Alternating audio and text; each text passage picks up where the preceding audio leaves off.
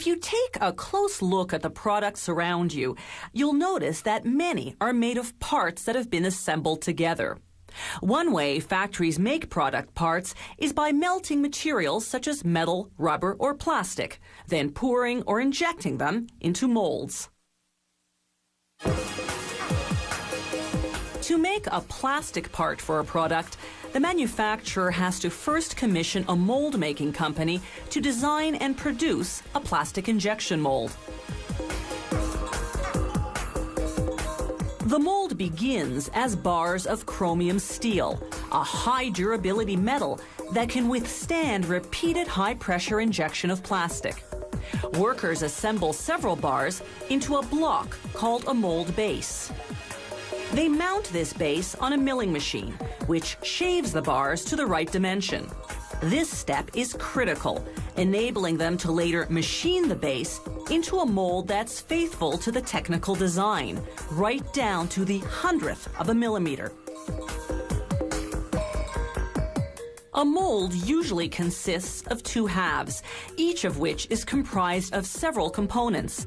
The factory drills strategically positioned holes in the bases for the guide pins and bushings that hold the components together when the plastic's injected. A grinder now goes to work smoothing and leveling all surfaces. This prepares the base for the high-precision machining operations that will transform it into a mold component. A computer-guided tooling machine called the CNC slowly machines the base, wearing away the steel particle by particle to create the mold component's shape. This one, part of a mold for the plastic rim around a snowmobile's front headlight, takes 20 hours to complete. From here, most mold components go on to a second tooling machine, especially if they have some fine detailing that this CNC machine is incapable of carving. The second machine is outfitted with a copper electrode in the shape of the plastic part, in this case a snowmobile oil gauge. After polishing the electrode to ensure flawless casting, they use a sophisticated measuring device to verify the dimensions. The electrode goes face down on the second tooling machine called the EDM. Directly underneath is the mold half that's already been partially formed on the first machine. A strong electric current runs through the electrode and penetrates the mold, forming a cavity in the shape of the electrode. After tooling, they drill coolant lines. This is for the cooling fluid they'll use to accelerate the hardening of the molten plastic. Some plastic product parts, like that snowmobile oil gauge we saw earlier, have lettering on them. The factory engraves the letters in reverse inside the mold cavity. After the plastic's injected, the writing comes out frontward and raised.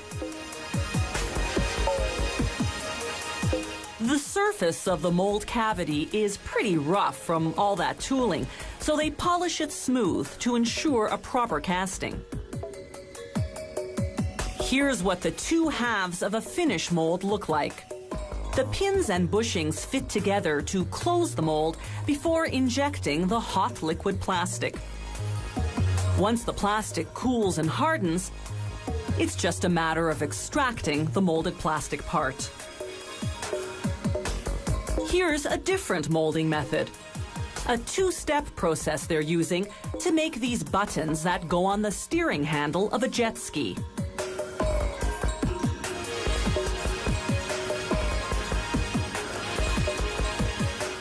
First, they mold a structural base out of hard white plastic. Then they put the base into a second mold and inject a rubber-like gray plastic. This softer plastic covers everything but the raised lettering, giving the button a softer feel.